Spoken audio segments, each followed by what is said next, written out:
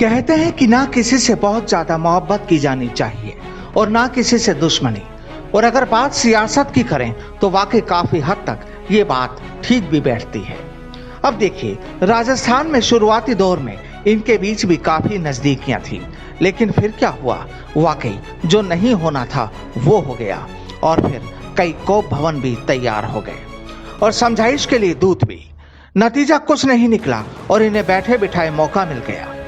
जाहिर है, राजनीति है तो सब कुछ चलता है। अब इस मसले को छोड़ भी दिया जाए क्योंकि ये तो आसानी से सुलझने वाला भी नहीं। लेकिन इसी बीच अब हाथ वालों के हाथ कमजोर कर दिए गए हैं। सुबह उठने से सोने तक जो भी कुछ होता था, कांग्रेस के नेता इसी ठिकाने पर चिपका देते थे और उनमें कांग्रेस के आला कमान भी शामिल हैं।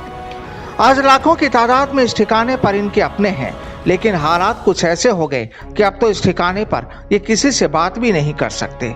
और यही क्या, इनके नीचे वाले भी करीब 2 दर्जन नेताओं को इस ठिकाने पर कुर्सी लगाने पर पाबंदी लगा दी गई है जनाब। सीधे शब्दों में कहें तो ये अब अपने दिल की बात यहाँ नहीं कह सकते क्योंकि चिड़िया के इस ठिकाने पर इनकी कलम पर पाबंदी लगा दी गई है। जाहिर है, गुस्सा तो आना ही है क्योंकि कई सूबे के कांग्रेस संगठन वाले भी यहाँ अपनी बात नहीं लिख सकते। अब जब तक चिड़िया वाले कुछ नहीं करते तब तक कुछ हो भी नहीं सकता।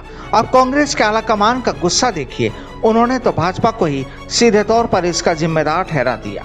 अब ऐसा कुछ इसलिए भी लगता है कि पिछले दिनों से हिंदुस्तान के कांग्रेसी नेता अपने अपने इलाकों में भाजपा के खिलाफ मोर्चा खोले हुए थे।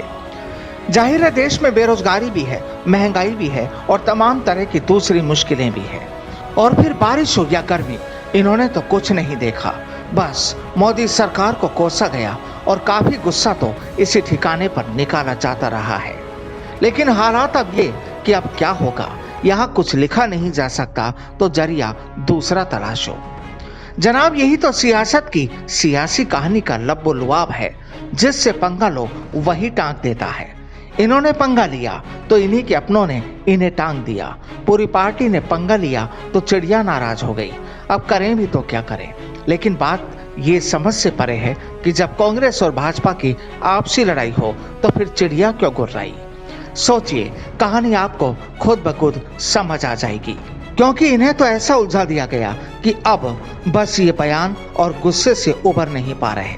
राजस्थान की बात करें तो इस तरह की तमाम उलझनों के बीच यहाँ के मसले भी शायद अटक कर ही रह गए हैं क्योंकि जब भी कुछ बात बनती नजर आती है तो आला कमान के सामने फिर कोई दूसरी परेशानियां सामने आ जाती हैं और वो उसमें उलझ कर रह जाते हैं। खैर, अब किया भी क्या जाए, परेशान दिल्ली बैठे ये भी हैं और हमारे सूबे के तमाम सूबेदार भी। Bureau report, the fact India.